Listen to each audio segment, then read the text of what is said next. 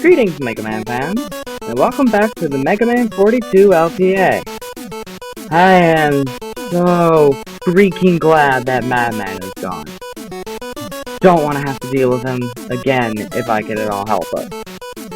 But who am I kidding? We all know he's going to show up in the inevitable rematch stage. Well, I'm taking my mind off of things. Let's go deal with some explosions.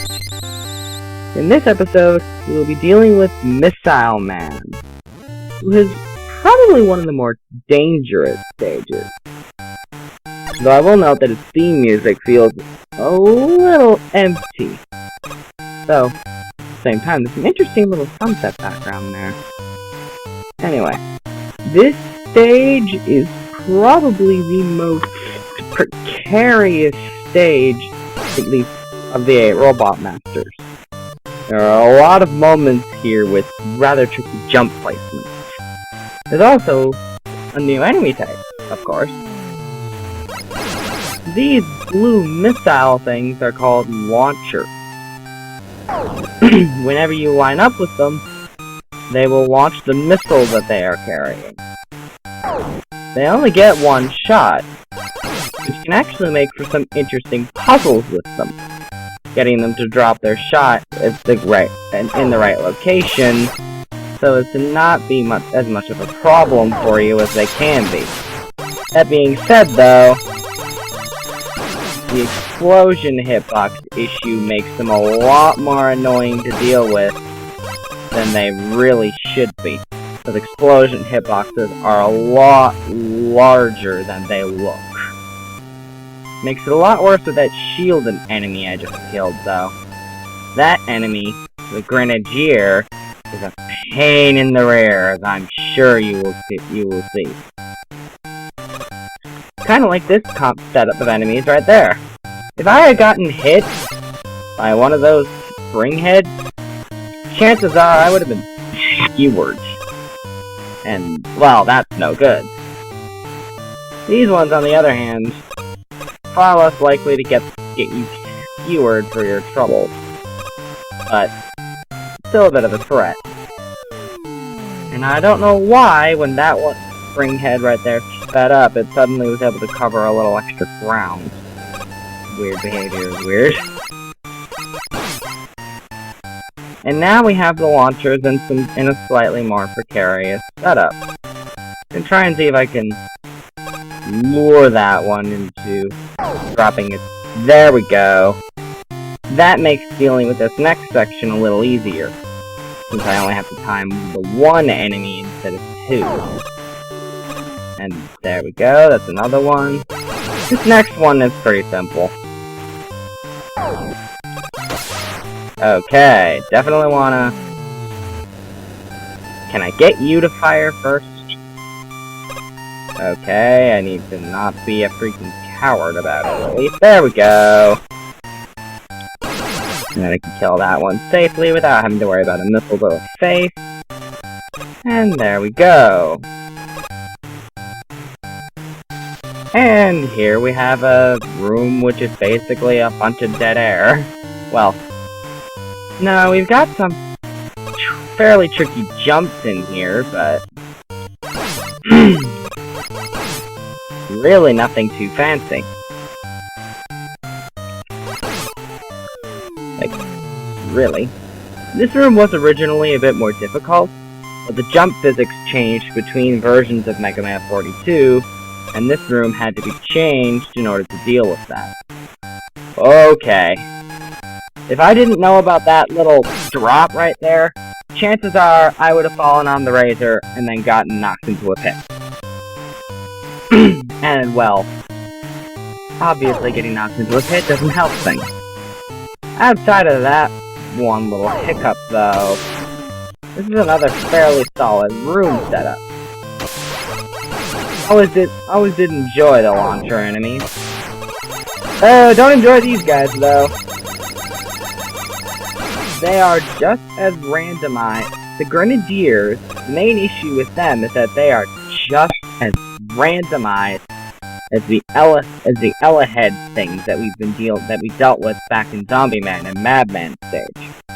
Couple that with having a shield, and explosives, which, as I mentioned, they have a larger hitbox than normal.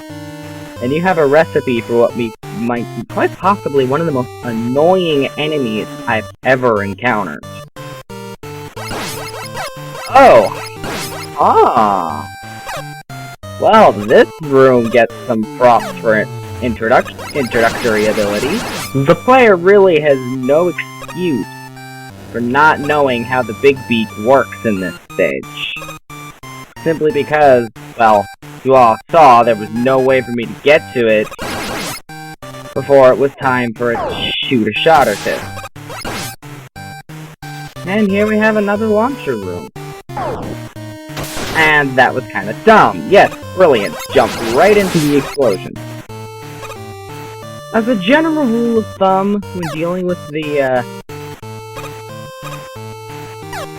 Grenadier enemies, if you can at all avoid, if you can stay away from them, that's generally a good idea. Okay, this is gonna be a tricky jump, but I pulled it off. I do like how there's a split path in here, and it combines the big beaks and the launchers rather well to make for an interesting scenario. Pity I can't say the same about the stupid twits we call the grenade throwing. Ugh.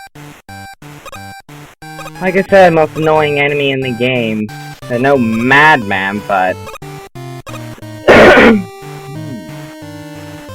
excuse me there. Well, oh well. I have to go through a little extra stretch of level, nothing too bad. If I did it once, I could do it again.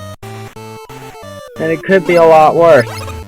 This is probably one of the better levels in the game, besides the oddities with the grenade-throwing enemies.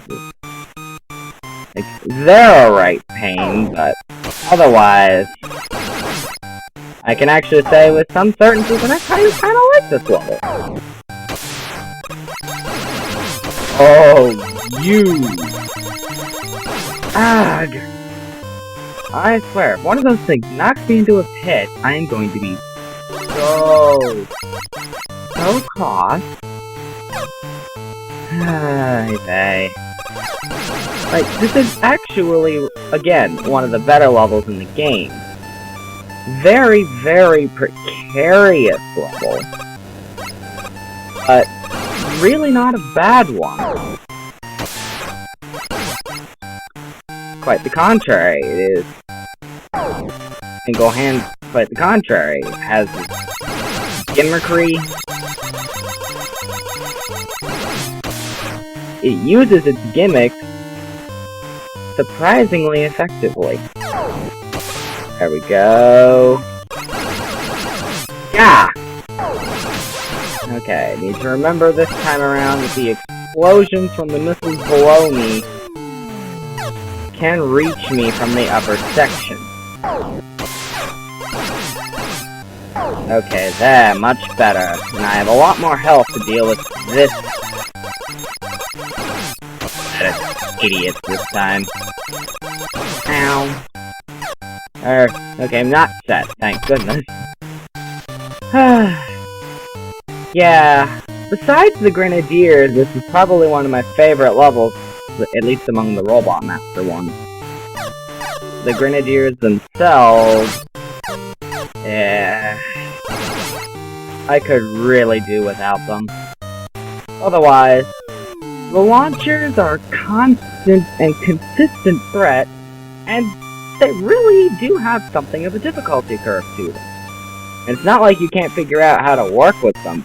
Oh no, quite the contrary.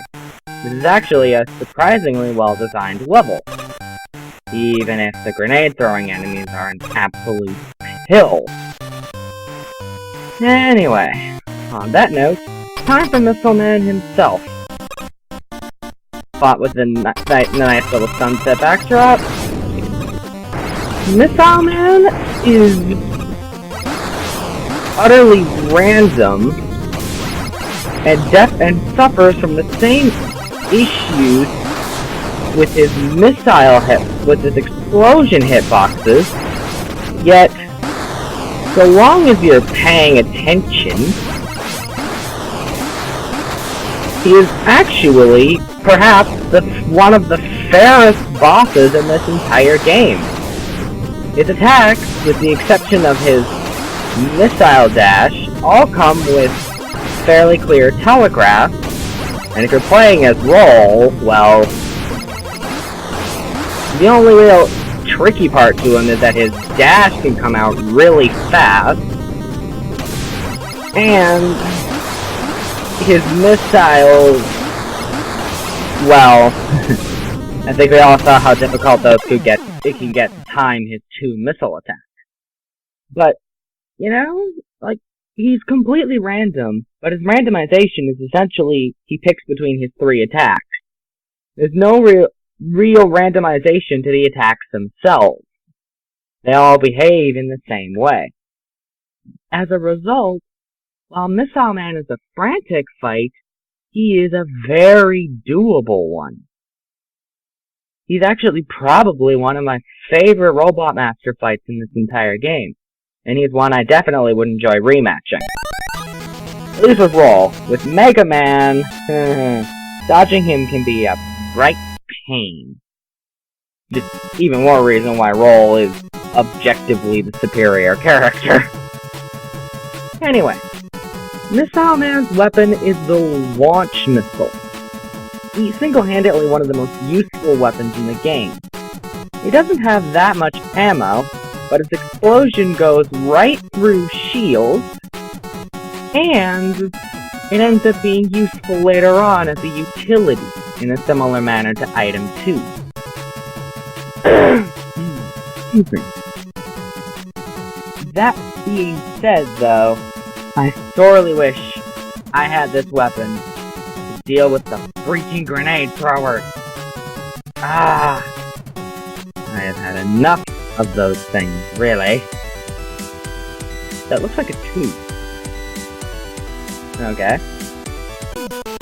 And with that, we are done with Missile Man. Besides the grenade-throwing enemies that I keep harping on, really great stage, and easily one of the best boss fights in this game. I actually can't complain that much. It's a nice refresher after Madman. Anyway, with that, that's all I have for this episode. Thank you all very much for watching, and I shall see you again for the next one, where we're going to take on someone a bit smarter than a guy who throws missiles everywhere. But, until then, goodbye!